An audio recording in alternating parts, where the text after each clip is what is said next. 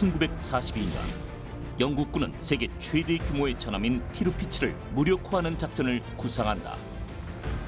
이를 위해 티르피츠의 수리 시설이 있었던 생나제르 항구 시설을 파하기로 결정한다.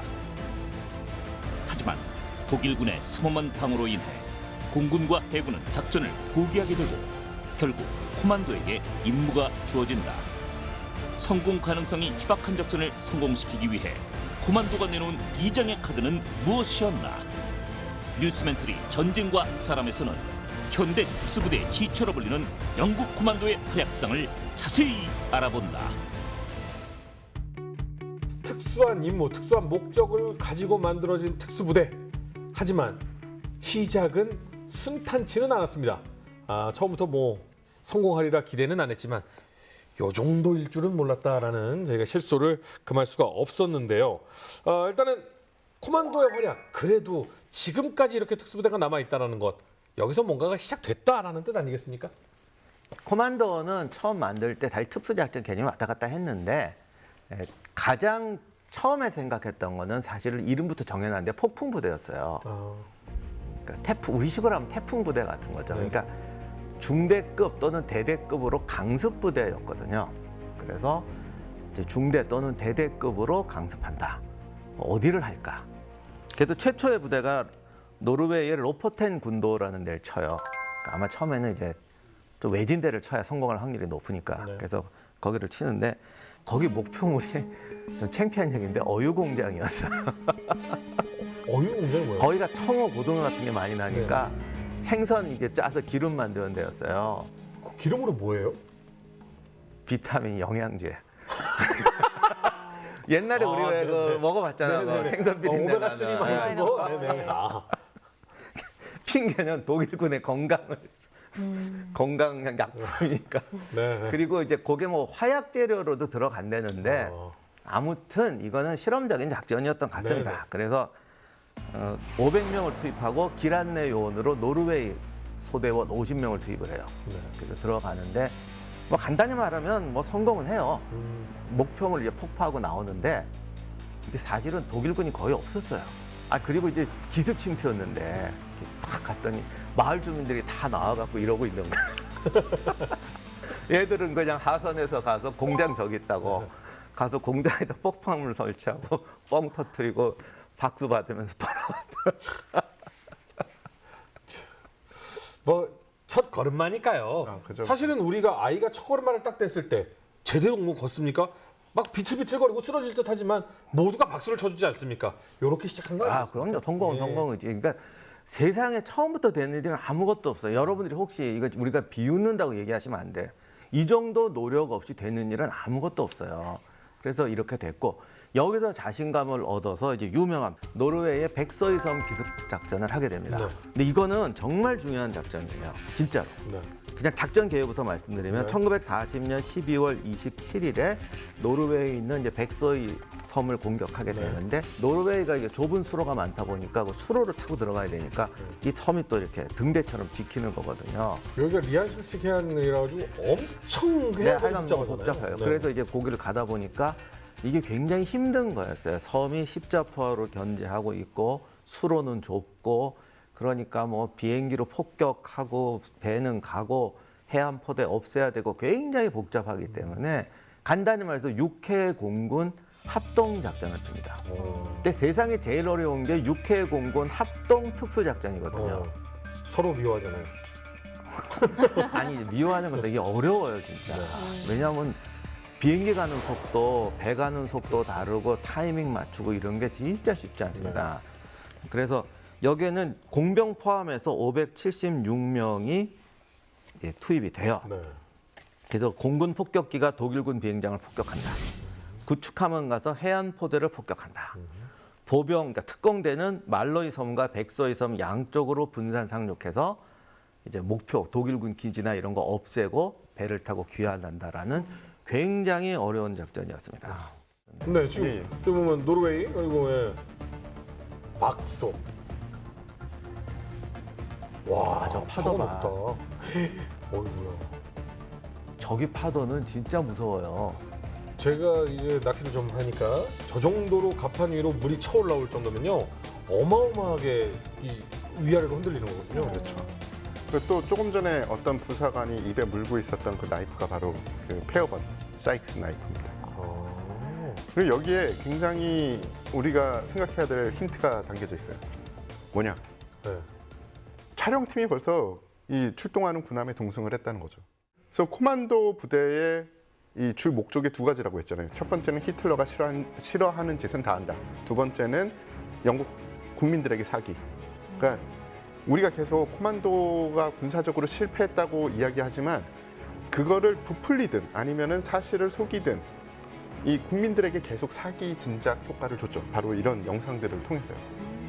저기도 보시면 저렇게 네네. 살벌하잖아요. 그래서 들어가서 굉장히 힘든 작전이었고 사실은 오폭도 있고 이제 자질구레한 디테일은 사고가 많았는데 근데 사실은 그런 사고 없는 작전은 지금도 없습니다. 네네. 군사 작전 항상 그런 게 있어요. 그래서 들어가고 여러 가지 시행착오가 있었지만 중요한 건 극복한 게 중요하죠.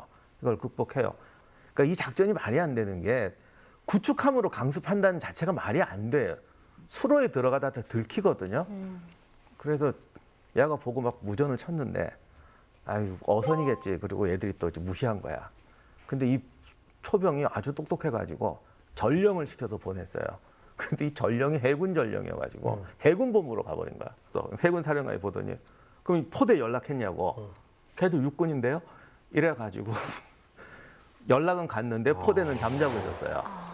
그 바람에 구축함이 뭐 포격하고 이랬는데 사실 요즘 기준으로 보면 절대 성공 못할 작전이었는데 독일군도 준비가 안 돼 있었던 덕에 성공을 한 겁니다. 그러나 다시 말씀드리지만 이게 초창기 작전이었다는 걸 인정해야 되고 정말로 어려운 작전, 해서는 안 될 너무 어려운 작전을 시도했는데 어떻게 보면 그 바람에 이제 일치월장하는 효과는 있었던 거죠.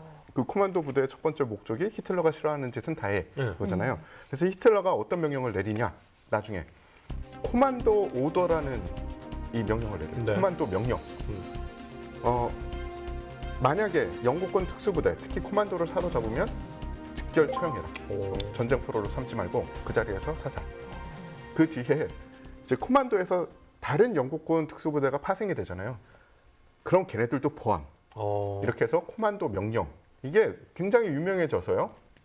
나중에 전후에 이 니른베르크 전범 재판에서 그 명령을 내렸다 안 내렸다로 전범으로 나뉘기도 됩니다. 나누게 되기도 합니다. 그래서 코만도 포로들 중에서 처형된 사람들도 있고 근데 다만 다행이었던 거는 당시 유럽 군대는 다 기사도 이런 거 좋아해가지고 그래서 실제로 코만도 대원들을 총살하라고 그랬는데 장교들이 많이 빼주고 포로 수용소 있을 때도 같이 밥 먹고 또 그게 말이 통하잖아요. 그래서 또 되게 좋아했대요. 그 귀족 장교들 특히 좋아해서 그런 사람 만나면 행복하게 살고 이제 또 그런 거 싫어하는 사람 만나면 처형되고 그랬다고 그러더라고요. 실제로 어떤 작전에서 지휘관 중에, 그러니까 영국군 코만도 지휘관 중에 한 명이 잡혔는데 독일군 이 신문하는 독일군 장교가 와서 저 두 번째 작은 배에 탔던 거기 포수가 누구냐. 그러니까 왜 그러냐 그랬더니 그 친구는 최고 무공훈장을 줘야 된다. 전사에 쓸 것 같지만 그 정도면 나는 내가 당신이면 무공훈장을 선신해야 돼. 이렇게 할 정도로 그러니까 서로 간에 와, 이 미친 작전을 하는 사람 얼굴 좀 보자. 이 도대체 어떻게 생긴 사람이고 어떤 이 마음가짐이 있길래 이 자살임무를 하지? 이런 마음이 있었는데 상대방에 대한 존경 같은 게. 그래서 그 코만도 처형령이 된 것도 있고 안 된 것도 있어요. 그래서 어떤 사람은 영웅 대접 받다가 네. 그래서 초기에 포로가 돼가지고 포로 수용소에서 영웅 대접 받다가 살아서 돌아오신 분도 있고요. 그러면 이 특공대의 정규전은 어땠어요? 그러니까 정규전으로 가게 되면은 이게 이제 심각한 문제가 되는데 별 차이가 없어요. 근데 이제 우리가 그 영화로 나왔던 블랙호크 다운 같은 거 있잖아요. 그때 미국 특수부대가 떨어졌는데 이제 모가디스 민병대가 막 덤볐을 때 여기서 교전비가 어마어마하게 나와요. 미군 19명 사망, 73명 부상인데 반군은 거의 1000명 이상이 사상합니다. 실제로 그 2배 이상이 됐다는 말도 있습니다. 그런데 이런 경우는 그 당시 이쪽은 거의 민병대 수준이란 말이에요. 그러니까 이런 어마어마한 비율이 나오고 그러다 보니까 특수부대에는 뭐 1당 100 뭐 이렇게 생각하시는데 그게 이제 훈련된 정규군하고 정규전으로 붙었을 때는 절대로 이런 비율이 안 나옵니다. 사실 이게 강습부대잖아요. 그래서 토미건 들고 그랬지만 이게 치고 빠질 때는 되는데 지금 전쟁은 총으로 하는 게 아니라고. 가진 게 기관총, 소총, 수류탄, 자랴 박격포인데 정규군이 정규 무장 편제로 덤비면 그냥 끝나버려요. 그래서 이 소위 폭풍부대식 개념의 강습 작전은 굉장한 위험성을 내포하고 있었는데 사실은 이렇게 하면 안 되는 거였죠. 특수 병력이라고 해도 그들이 가지고 있는 자원은 한정돼 있습니다. 실제로 한국군 특전사가 개전이 되잖아요. 전쟁이 벌어지면 북한 지역에 침투를 해요. 근데 그들이 장비를 많이 못 가져가겠죠. 네. 그러면 한전된 장비로 그들은 특수 임무를 수행하고 그들을 그럼 누가 상대를 하느냐? 북한에도 특수부대 있잖아요. 네. 특수부대가 그들을 상대하지 않아요. 그럼요. 노농적이대라고 우리로 치면 예비군이 상대합니다. 반대로 북한의 폭풍군단이 한국으로 침투하잖아요. 네. 그들을 누가 상대할까요? 민방위요? 예비군이, 민방위는 총이 없어서 예비군이 예비군이. 상대를 합니다. 그 이유가 뭐냐?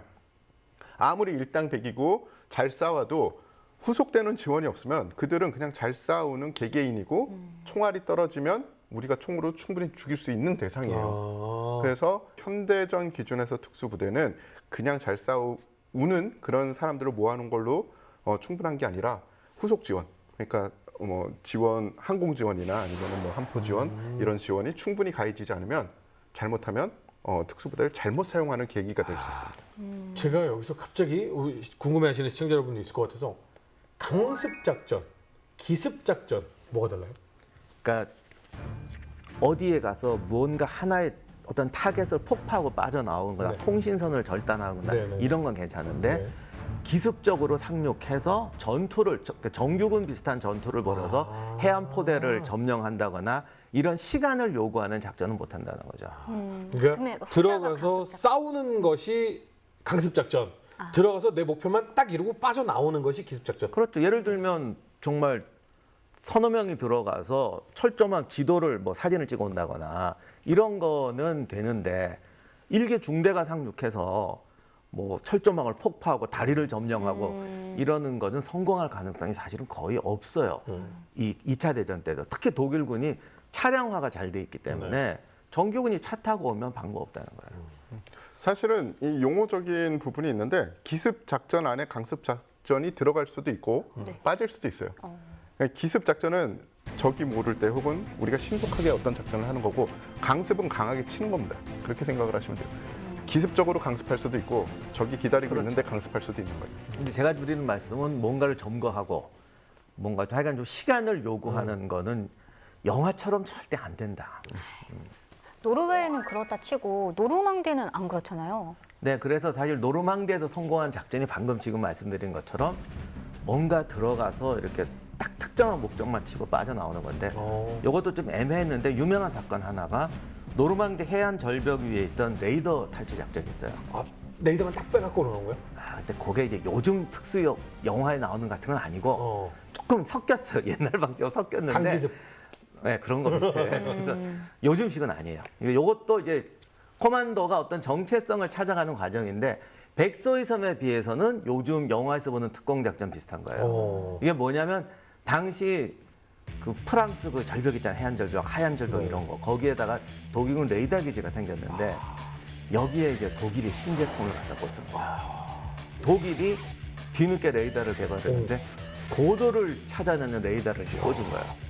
이 정보가 들어오니까 저걸 빼내와야 되잖아요. 그래서 그 메인보드 같은 거 빼오는 이걸 이제 한 거죠. 그러니까 또 그걸 빼려니까 기술자가 필요하잖아요. 그렇죠. 그래서 기술자는 이거 액션하고 관계가 없잖아. 네. 하여간 또 지원자 하나 받아가지고 상륙을 하러 갔어요. 갔는데 상륙은 도저히 안 되니까 뒤에 벌판에 낙하산으로 내리자. 낙하산으로 내려서 영화 같습니다. 1조는 그 레이더 기지를 기습한다. 2조는 부대 막사를 기습한다.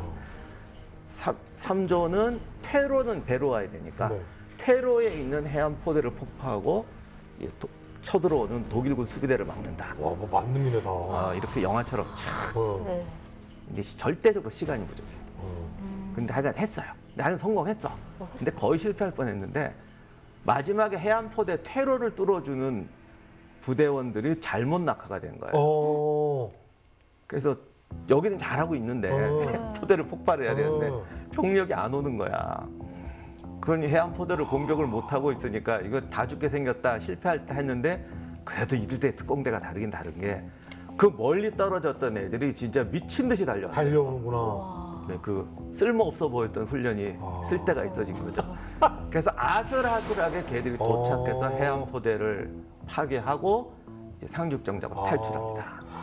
특수부대원이 받은 그 훈련이 그 먼 거리를 뛰어서 작전을 성공하게끔 만들어낸 네, 거예요. 그래서 이게 얼마나 극적이었냐면 영화처럼 보트가 와서 태우고 탈출할 때 독일군이 절벽에 도착해서 막 기관총 쏘고 해.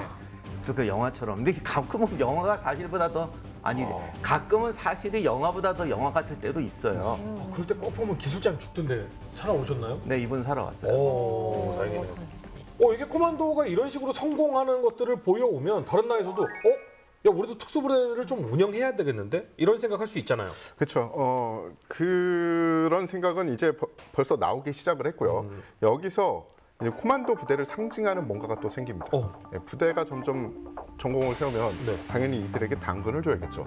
근데 이 전까지는 그렇게 뭐 차이가 나는 게 없었어요. 정규군하고 뭐 복장도 비슷하고 물론 부대 마크는 약간 다르지만 네. 그래서 이때 1942년 여름부터 어떤 일이 벌어지느냐. 훈련소를 이제 수료하는 그런 그 새로운 코만도 대원들에게 녹색 베레모가 수요가 되기 시작합니다. 미군 특수부대를 우리가 뭐라고 이야기합니까? 네이비실? 그린베레. 그린베레. 예, 네이비실은 이제 요새고 네네. 그러니까 베트남 전쟁까지는 사실은 네이비실보다는 그린베레. 그린베레였죠. 예, 그린베레가 아주 유명했죠. 우리나라도 그 구호 중에 뭐 그런 거 있던데요? 베레모를 썼다라는 자부심은 막 이런 이야기. 그렇죠. 지금은 복제가 바뀌어서 전군이 베레모를 착용하지만 한동안은 이 한국군에서는 베레모를 착용하면 특수부대 이런 이 선입견이 있었죠. 네. 그리고 실제로 사실이었고. 그래서 어르신들이 요즘에는 이렇게 길에 있다가 요즘은 특수부대가 엄청 많어. 아까 말씀드렸잖아. 한국군은 전군의 특수부대라니까. 예. 그래서 1943년 초까지는 코만도가 아주 소수 정예의 강습 전문 부대라고 생각을 하시면 되는데 1943년 이후에는 약간 바뀝니다. 이게 정규군의 입김이 들어가요. 야, 그렇게 쓸만한 부대면 그리고 그 정도 전투력이면 그렇게 자꾸 헤엄치지 말고 실제로 큰 규모의 작전에서 적의 강한 방어선을 뚫는 천병부대가 되라, 창급 부대가 되라.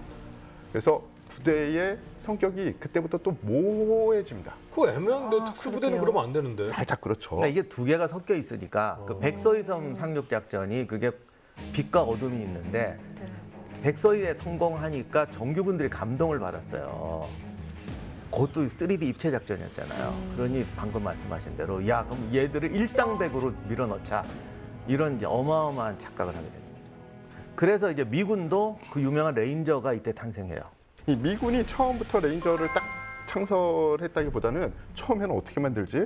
우리도 병력이 별로 없는데 그렇게 해서 캐나다군하고 미군하고 섞어서 부대를 만들었어요. 그래서 뭐 특수 타격대 이런 식으로 해서 이름도 좀 깁니다.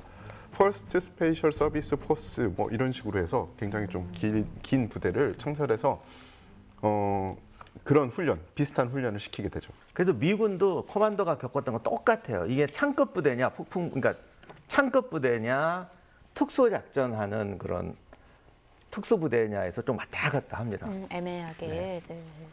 그래서 이때부터 사실 코만도나 레인저나 두 계통이 이렇게 붙어 있는 셈이에요. 그러니까 작전을 하다 보면 이런 쪽 성향도 있고 이런 쪽 성향도 있어서 두 갈래의 작전을 같이 하게 됩니다. 그럼 코만도만의 그런 그 특수한 강습 작전도 있었나요? 그러니까 백서이섬하고 다르게 좀 특수하게 간 것도 있긴 있어요. 근데 그 중에서도 가장 좀 대규모적이고 드라마틱한 게 생나자르항 기습 작전이죠. 이것도 딱 코만도스러운 이게 섞인 작전인데 특공 작전과 어떤 정규 기습 작전이 섞인 작전이었습니다. 1942년 3월 28일에 이게 작전명이 체리엇인데 하여간 영화 같은 특공 작전으로는 이게 영화로도 나오고 다큐멘터리 나오고 뭐 너무 유명한 거예요. 이게 뭐냐면 생나자르라는 게 이제 프랑스 해변의 그 루아르강 하구에 있는 항구인데 당시에 여기에 최대 규모의 도크가 있었어요. 그리고 유버트 계류자인가가 있었어요. 그런데 근데 이것도 조금 웃기는 얘기인데 당시 독일군이 왜 비스마르크라고 세계 최대의 전함을 만들잖아요. 네. 그게 잠수함을 하나 또 만드는데 티르피츠라는 배를 또 만들어요.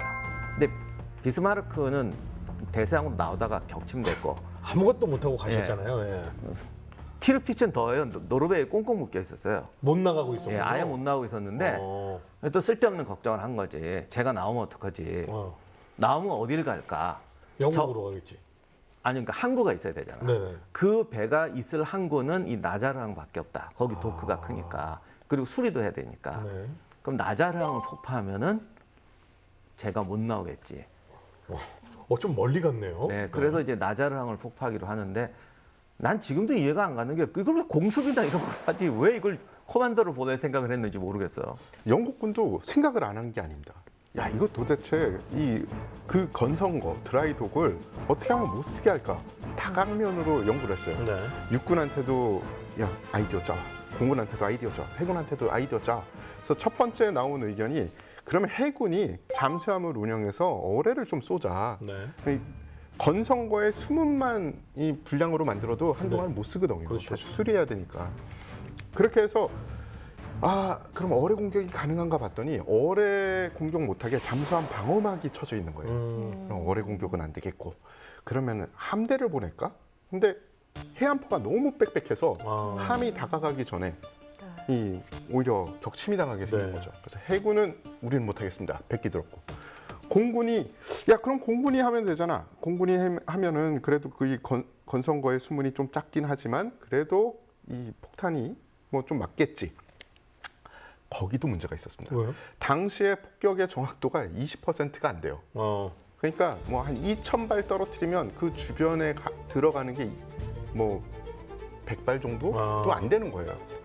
근데 그 조그만한 건성거의 수문을 명중을 시켜야지 그게 네네. 불능이 되는데 그 당시에 그 바로 옆에 그 독일군의 잠수함 사령부도 있었고 굉장히 중요한 지역이었기 때문에 방공포가 빽빽히 들어차 있었어요. 그러니까 성공할 확률이 거의 없는 거예요. 낮은 고도로는 도저히 폭격이 안 되는 상황이거든요. 그렇죠. 그래서 공군도 100기. 그럼 육군이 남았잖아요. 자, 네. 육군 니네가 한번 해봐라. 계획을 한 글자도 안 돼요. 아니잖아. 왜냐? 그 주변을 다 독일군이 점령했는데 육군이 할 수 있는 일이 하나도 없는 거예요. 없잖아. 예, 뭐 육군도 100기 들었죠. 그래서 그러면은 특수작전을 하는 SOE에다가 한번 줘봤어요. 그러면 니네들이 특수작전으로 가능하겠냐? 근데 SOE야말로 정말 우리가 알고 있는 그 007의 선조들이거든요. 네. 정말 몇몇의 공작원들이 가서 거기에 폭탄을 붙이고 그 폭발을 시켜서 그 건성고 수문을 파괴를 해야 되는데 그 몇 명이 가서 붙일 수 있는 폭약의 약물은 전혀 답이 안 나오는 겁니다. 다 못한다고 그랬어요. 그랬더니 그러면은 코만도가 해보는 게 어때? 그러니까 이거는 성공할 수 없는 미션이 된 겁니다. 코만도가 생각을 해보니 그래? 그러면 일단 군함 2척 정도 있으면 우리가 해보겠습니다. 이게 말이 되는 소리야?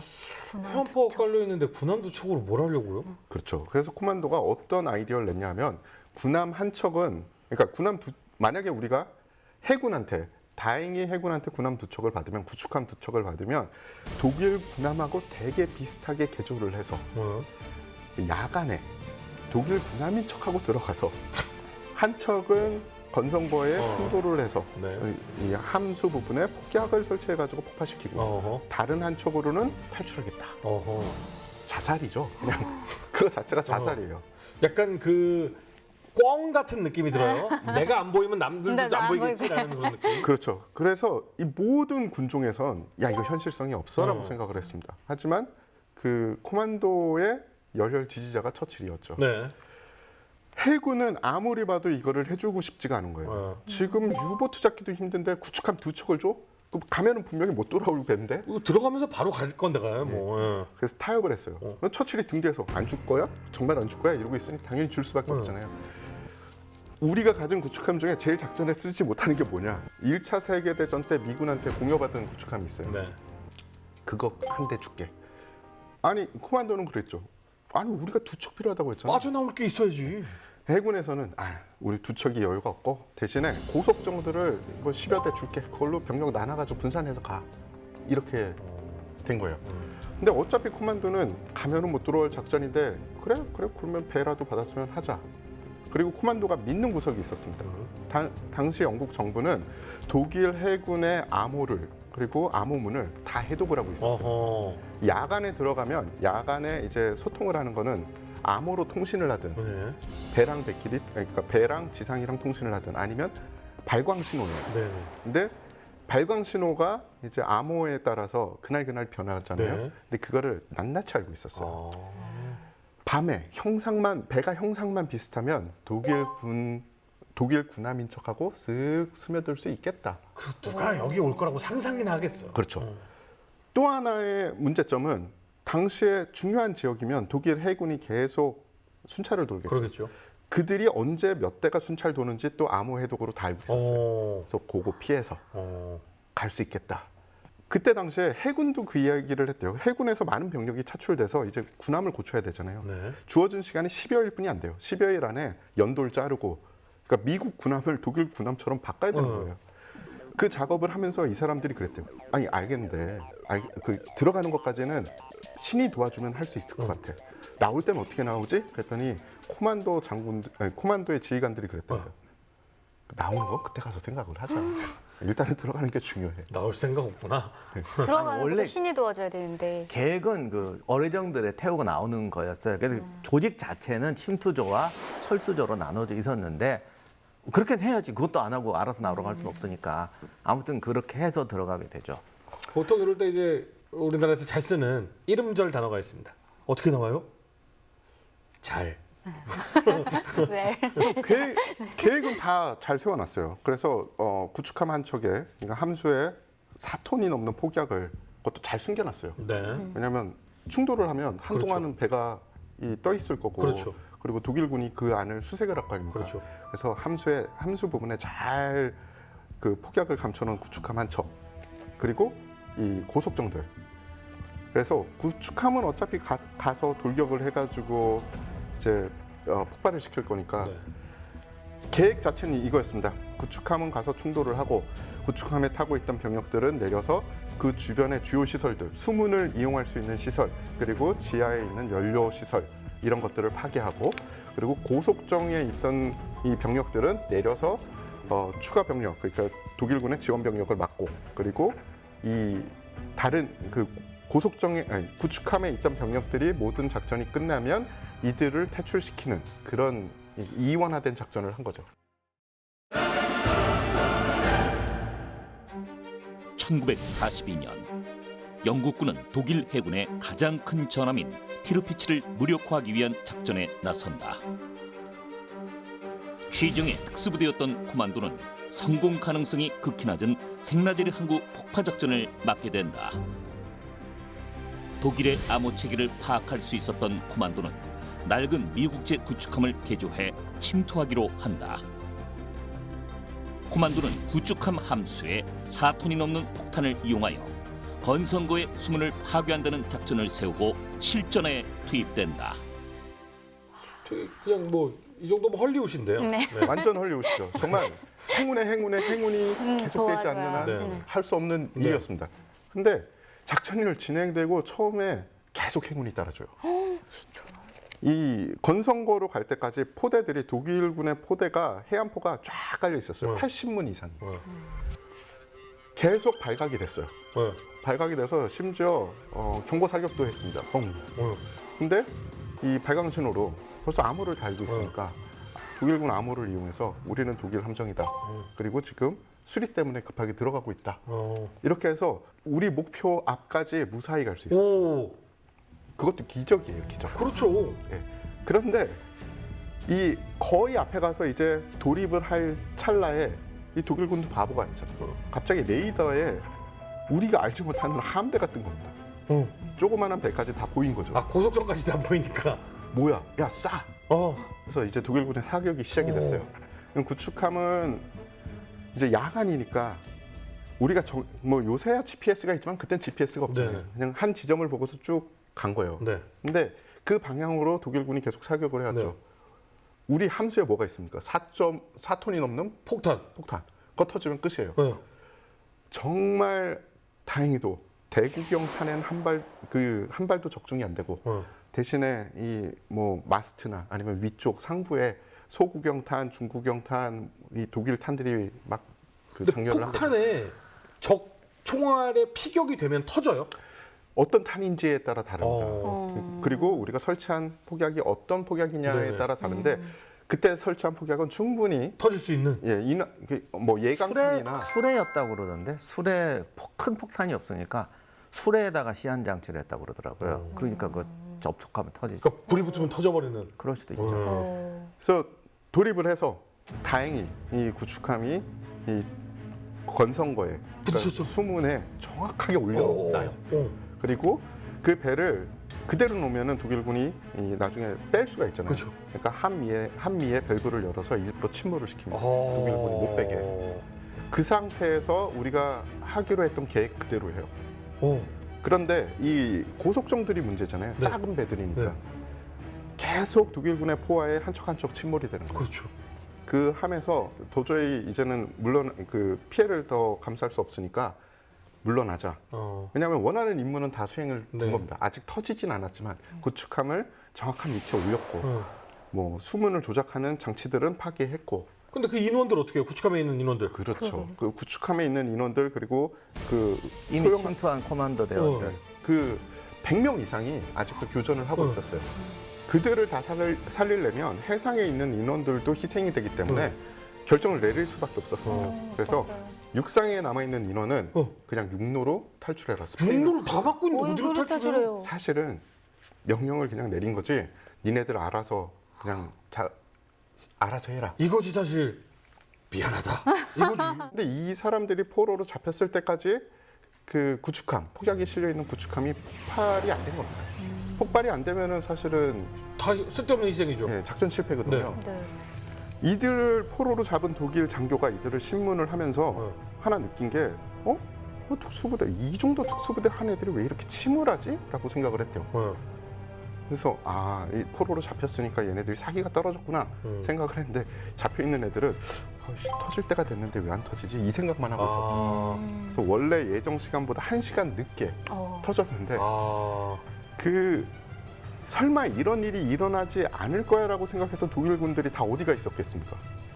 전리품인 구축함 위에서 배에 구축함에 있었구나. 사진 찍고 실내 수색을 하고 전리품들을 챙기고 있었는데 그 시간에 4톤이 넘는 폭약이 뻥 하고 터지면서 원래 작전 목표였던 건성거의 수문이 완벽하게 파괴가 된 거죠. 그리고 그 전리품을 가지러 갔던 대부분의 육상에 있던 군대들도 전사를. 같이 구축함과 함께. 한 대부분- 100명 가까이 죽었다고. 아까 그 포로들이 되게 침울해하고 네네. 있었다고 했잖아요. 네. 폭발이 뻥 됐습니다. 그때부터 사람들이 얼굴이 밝아진 거예요.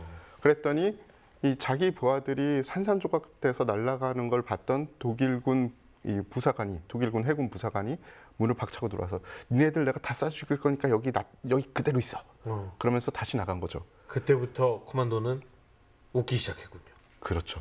그리고 독일 장군도 독일 그 지휘관도 현장 지휘관도 야 이런 작전을 도대체 할 생각을 어떻게 했냐 이렇게 된 근데 거죠. 그러면서 뭐 영국군들 대우해 줄 거 뭐 예의 차릴 거면 남의 나라를 쳐들어가질 말지. 뭐 남의 나라를 쳐들어가서 예우가 주고 있어요. 그럼 뭐 작전은 일단 목숨과 바꾼 성공이네요. 그래도 그때 코만도는 그런 훈련을 많이 받아갖고 오. 하나의 도전으로 생각을 했대. 그러니까 대단하다. 자신감은 충만했거든. 우리는 왜냐면 그때는 그런 특수부대가 거의 존재하지 않던 시절이기 때문에 약간 아무튼 사명감. 훈련소에서 이상한 거 많이 해봤잖아요. 그래서 우리는 이런 기술로 빠져나갈 수 있을 거라는 또 용기를 갖고 했던 거예요. 우리가 커맨다스. 그러면 이제 딱 대장님한테 그렇겠죠. 대장님, 저녁은 지옥에서 먹겠습니다. 뭐 지옥이 아니라 스페인에서 먹자. 근데 이제 멋지다. 중요한 건 처음에 그 시가지에서 빠져나갈 때 다들 자신 충만했대. 어쨌든 뭐 겁은 내면 안 되잖아. 네. 그때만 해도 밤 되면 도시를 빠져나갈 수 있을 거라고 생각했대요. 네. 근데 사실은 빠져나가려면 바로 빠져나가야 되거든. 근데 어두워지면 빠져나가자. 그래서 잠복해서 시가에 숨어라라고 한 거예요. 그러니까 뭐 다들 지하실에 숨고 쓰레기통에 숨고 그랬는데 독일군도 실전을 이게 오래 한 군대거든요. 그러니까 얘들이 정규군을 너무 우습게 본 거지. 딱 시가에 깔리더니 남김없이 수색하는데 싸그리 잡혀요. 똑똑똑 여기 있을 줄 알았어. 그래서 거의 다 잡혀요. 네, 그래서 결과적으로 고속함 몇 척, 그러니까 뭐 3척하고 그 후반에 이 망신창이가 돼서 합류한 6척, 그러니까 총 6척만 영국으로 돌아오고 빠져나가고. 예. 그리고 육로로 무사히 빠져나온 사람은 5명뿐이 안 돼요. 그 이 체리엇 작전으로 사실은 작전 목표는 이뤘는데 작전 목표 자체가 사실은 이 좋은 건 아니었어요. 아직 배치도 안 돼 있는 티르피츠가 쓸지도 모르는 건성고를 파괴한다. 이거 자체가 사실은 좀 웃기는 거거든요. 그러니까요. 상상력이 너무 풍부했어. 사실 뭐 특수부대 탄생, 모든 것은 필요에 의해서 만들어지니까요. 그 탄생은 쉽지 않았고, 그리고 하나씩 정말 큰 실수와 행운을 반복해가면서 어떻게 보면 특수부대는 발전해 왔다라는 생각이 드는데, 코만도도 이후에 계속해서 발전해 나가게 되는 거죠. 두 갈래 길의 가능성으로 자연 분화가 돼 가요. 네. 그래서 오늘 소개는 못 드렸지만 성공한 작전으로는 되게 뭐 5인조, 7인조 이렇게 들어가서 뭐 포대를 격파한다거나 포대를 폭파한다거나 또는 사령관 납치한 건도 한 번 있었고, 네. 근데 사실 그런 작전 쉽지가 않습니다. 그럼요. 코만도만 들이밀어서 불가능한 작전에 집어넣어서 그냥 소모시키고 니들 빠져나오고 그랬더니 걔도 무슨 죄로 빠져나와. 아 이건 안 되겠구나. 그러면 상륙작전 할 때 이런 임무를 맡겨서 시너지 효과를 가져보자. 이런 발상까지는 갔던 거죠.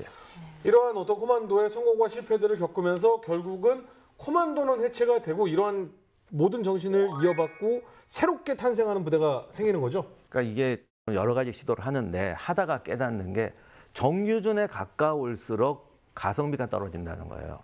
그러다 보니까 점점 더 특수작전이란 무엇냐라는 어떤 그 형태를 찾아가게 되는데, 그러니까 특수작전이 성공하려면은 기동이 보장되는 데서 해야 돼요. 그리고 뭔가 특수한 포대를 점령하고 이러는 게 아니라 가장 좋은 게 후방을 괴롭혀서 얘들이 오판을 하게 되고 병력을 낭비하고 전략을 낭비하는 거다. 백소이섬 기습하고 나서 노르웨이에다가 사단 부여놓고 연합군의 상륙지점 오판하듯이 헤집어서 착각하게 만들자. 이런 새로운 개념으로 성공했던 게 사하라에서 소위 영화에 나왔던 사하라 특공대 같은 거였고요. 그게 SAS의 시작입니다. 코만도가 그냥 휙 해체된 건 아니고요. 육군 코만도는 해체됐고, 그리고 그 해병의 코만도는 지금 현재까지 남아 있습니다. 자, 지금 이제 SAS 얘기가 나왔는데 저희가 또 아쉽게도 또 시간이 많지가 않아가지고 요거는 태상호 기자님이 SAS 전문으로 또 한번 시간을 갖도록 하겠습니다. 예, 알겠습니다. 네, 오늘 제2차 세계대전 당시 창설된 영국 육군 특수부대 코만도에 대해서 얘기를 나눠봤는데요. 마지막으로 정리 한 말씀 부탁드립니다.